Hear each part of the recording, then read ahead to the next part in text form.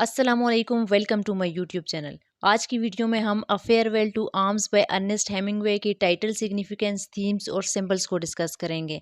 इस नोवेल के introduction, summary और को हम लोग लास्ट वीडियो में कवर कर चुके हैं। आज की वीडियो को समझने के लिए आप लोग नोवेल की समरी और इंट्रोडक्शन वाली वीडियो को लाजमी देखें। तो आइए स्टार्ट करते हैं आज की वीडियो का topic, a farewell to arms. अब इसमें फेयरवेल का क्या मतलब हुआ कि गुड बाय के लिए यूज़ होता है ना फेयरवेल। इस नोवेल को पढ़ने के बाद हमें पता चलता है कि इसका टाइटल 2 पॉइंट्स पे बेस्ड है। फर्स्ट जो फेयरवेल टू वॉर और second farewell to Catherine's arms. जो फेयरवेल टू वॉर है ये primary interpretation of the title है। इसमें जो प्रोटैगनिस्ट हैं फ्रेडरिक हेनरी, उन्होंने आर्म्स को गुड बाय कहा था। जैसे कि इस नोवेल की सेटिंग वर्ल्ड वार वन की है और वर्ल्ड वार वन के जो हॉरर्स और फ्यूटिलिटी ऑफ वार थी उससे स्केप करता है प्रोटैगनिस्ट ऑफ द नोवेल। जो हीरो हैं फ्रेडरिक हेनरी, वो ब्रूटेलिटी ऑफ वार से बहुत बुरी तरह से इफ़ेक्ट होते हैं और जो वार का केओस और कॉन्फ्लिक्ट होता है ये उनकी लाइफ को बिल्कुल चेंज कर देता है। अब ये टाइटल भी उनकी जो डिज़ायर है वॉयलेंस को एस्केप करने की, डिस्ट्रक्शन को एस्केप करने की, उसको ज़ाहिर कर रहा है। अब फ्रेडरिक हेनरी जो हैं वो वॉर से एस्केप करके जो पीस फाइंड करने के लिए चला जाता है, बैटलफील्ड को गुड बाय कह देता है। तो ये था फर्स्ट पॉइंट। अब सेकंड हमारे पास जो फेयरवेल है वो फेयरवेल टू कैथरीन्स आर्म्स है। अब इस नोवेल के अंदर एक और डायमेंशन बताई हुई है, इमोशनल एंड पर्सनल।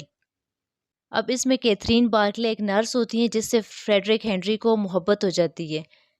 अब इनका जो रिलेशनशिप है वो central focus of the story भी है। अब इस नोवेल के एंड में क्या होता है कि जो कैथरीन बार्कले हैं उनकी डेथ हो जाती है और जो फ्रेडरिक हेनरी हैं वो उन्हें बहुत अच्छे तरीके से गुड बाय भी नहीं कह सकते होते। लेकिन कैथरीन की डेथ के बाद उन्हें वो जगह फ्रेडरिक हेनरी उस जगह को छोड़ के चला जाता है वहाँ से। तो ये कैथरीन्स को गुड बाय भी था। तो ये थी इस नोवेल के टाइटल की सिग्निफिकेंस। अब हम लोग देखते हैं इस नोवेल के कुछ इम्पोर्टेंट थीम्स को। तो थीम होता क्या है कि किसी भी लिटरेरी वर्क का जो मेन आइडिया होता है, सेंट्रल आइडिया, वो उसे हम लोग थीम कहते हैं। The main subject that is being discussed और described in a piece of writing. Themes जो हैं वो किसी भी जो लिटरेरी वर्क होता है उसकी आर्टिस्टिक रिप्रेजेंटेशन होती है। तो इस नोवेल के अंदर मल्टीपल थीम्स एक्सप्लोर किए हुए हैं। फर्स्ट थीम इसका है वॉर एंड इट्स फ्यूटिलिटी। अब ये नोवेल जो है वो बेसिकली बेस्ड ही वॉर के ऊपर है। वर्ल्ड वार वन की सेटिंग इसमें बताई गई है और ये पोर्ट्रे करता है ब्रूटिलिटी और पॉइंटलेसनेस ऑफ वर्ल्ड वार वन को। इसके अंदर लाइफ पे जितने भी वॉर से इम्पैक्ट होते हैं उनको बताया गया है और जो सोल्जर्स हैं उनकी डिसइल्यूजनमेंट को इस नोवेल के अंदर बताया गया है। नेक्स्ट थीम हमारे पास है लव एंड रिलेशनशिप। इस स्टोरी के अंदर एक पैशनेट लव अफेयर भी बताया हुआ है प्रोटैगनिस्ट फ्रेडरिक हेनरी और कैथरीन बार्कले के दरमियान। उनका लव अफेयर इतना पैशनेट बताए हुए है कि जो फ्रेडरिक हेनरी हैं वो वॉर को गुड बाय कहकर कैथरीन की तरफ चले जाते हैं। तो इस वजह से इस थीम की भी बहुत ज़्यादा इम्पोर्टेंस है, क्योंकि ये जो है वो हार्श रियलिटीज़ ऑफ वर्ल्ड को चैलेंज कर रहा है। नेक्स्ट थीम हमारे पास है सफरिंग एंड इंश्योरेंस का। कैरेक्टर्स जो इस नोवेल के अंदर बताए गए हैं वो फिज़िकली और इमोशनली वॉर की वजह से बहुत ज़्यादा सफ़र करते हैं। जो प्रोटैगनिस्ट हेनरी, वो बैटलफील्ड में इंजर्ड हो जाता है जिसकी वजह से वो हॉस्पिटल जाता है। वहाँ पे उसकी रिकवरी में 6 मंथ लगते हैं। इसके अलावा वो अ, उसे अपने जो अफेयर होता है उसका कैथरीन, उससे भी दूर रहना पड़ता है। तो ये डिफरेंट किस्म के हार्डशिप्स को बताता है और इसके साथ साथ ये भी एक्सप्लोर करता है कि how individual cope with their preserve through hardship. Next theme हमारे पास नेचर एंड फेट का है। अब इसके अंदर हेमिंगवे ने डिफरेंट सिनेरियोज पे डिफरेंट किस्म के नेचर के सिंबल्स यूज़ करके फोर्स जो डिफरेंट फोर्सेस ऑफ फेट को बताया गया है। इसमें वेदर, लैंडस्केप की डिस्क्रिप्शन वगैरह दी हुई है जो कैरेक्टर्स के इमोशनल स्टेट्स को बताता है। नेक्स्ट थीम जो है वो आइडेंटिटी एंड डिसइल्यूजनमेंट का है। ये बहुत ही इम्पोर्टेंट थीम है क्योंकि इसमें फ्रेडरिक हेनरी जो है वो शुरू में वॉलंटियरली एक एम्बुलेंस ड्राइवर होता है जो लोगों को सर्व कर रहा होता है वर्ल्ड वार वन के अंदर, लेकिन बाद में बताया कि उसका इंटरेस्ट वॉर के अंदर से बिल्कुल ख़त्म हो जाता है जब उसका रिलेशन स्टार्ट होता है कैथरीन के साथ। उसके बाद वो वार पर वापस बिल्कुल नहीं जाना चाहता होता, वो ड्यूटी नहीं ज्वाइन करना चाहता। इसके अलावा एक जगह पे जो जितने भी ऑफिसर्स हैं इटालियन आर्मी के उस उनकी डिसइल्यूजनमेंट भी बताई हुई है कि केओस में वो उन्हें पता ही नहीं चलता होता, वो अपने ऑफिसर्स को ही मारने लग जाते होते हैं। तो ये वॉर के इफ़ेक्ट्स भी हैं। नेक्स्ट थीम हमारे पास अल्कोहल एंड एस्केप का है।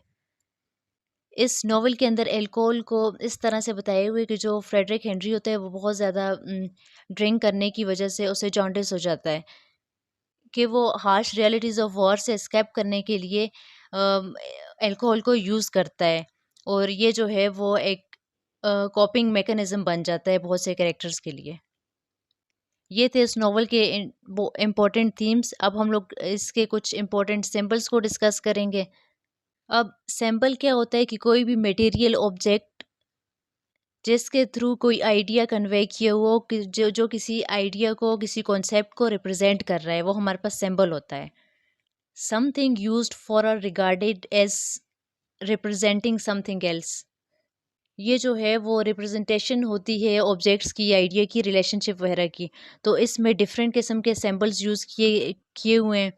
फर्स्ट सैंपल हमारे पास है रैन का। रैन जो है वो थ्रू आउट द नॉवल इसको यूज़ किए हुए ये एसोसिएट करता है लाइफ एंड डेथ के साथ, और ये अनप्रिडिक्टेबिलिटी ऑफ फेट और अनकंट्रोलेबल जो नेचर ऑफ इवेंट्स हैं उनको सिंबलाइज कर रहा है। रैन बताई हुई है एंड नॉवल के एंड में जब कैथरीन की डेथ होती है। अब कैथरीन की डेथ के टाइम और इसके साथ साथ कैथरीन के यहाँ जो है वो एक चाइल्ड की बर्थ भी होती है, तो इस वजह से ये लाइफ एंड डेथ को रिप्रेजेंट कर रहा है। नेक्स्ट थीम हमारे पास है वाटर का। वाटर रिप्रेजेंट कर रहा है क्लींजिंग एंड रीबर्थ को। ये बेसिकली सिंबलाइज कर रहे हैं कि किस तरह से कैरेक्टर्स जो हैं वो हॉरर ऑफ वॉर से एस्केप करने की कोशिश करते हैं। नेक्स्ट थीम हमारे पास, नेक्स्ट सिंबल जो है वो हमारे पास अल्कोहल का है। अल्कोहल जो है वो symbol of escape and coping है, कि बहुत से कैरेक्टर जो हैं प्रोटैगनिस्ट फ्रेडरिक हेनरी और कई दूसरे कैरेक्टर जो हैं वो अपने अल्कोहल को as a mean to numb the pain and disillusionment caused by the war के लिए इसको यूज़ करते हैं। It represents a form of temporary relief from the harsh realities of life. Next sample हमारे पास कैथरीन्स हेयर है। इसमें Catherine's के hair का जिक्र आया हुआ है जो उसकी ब्यूटी को, उसकी प्योरिटी को सिंबलाइज कर रहे हैं। नेक्स्ट सैंपल हमारे पास द ब्रिज। ब्रिज सिंबलाइज कर रहा है passage between life and death को, इनोसेंस एंड एक्सपीरियंस को, कि फ्रेडरिक और कैथरीन को इस ब्रिज को क्रॉस करना होगा इस वॉर से निकलने के लिए, वॉर को एस्केप करने के लिए। तो इसका भी एक पिवटल रोल बताया हुआ है ब्रिज का भी। इम्पोर्टेंट सिंबल है ये भी।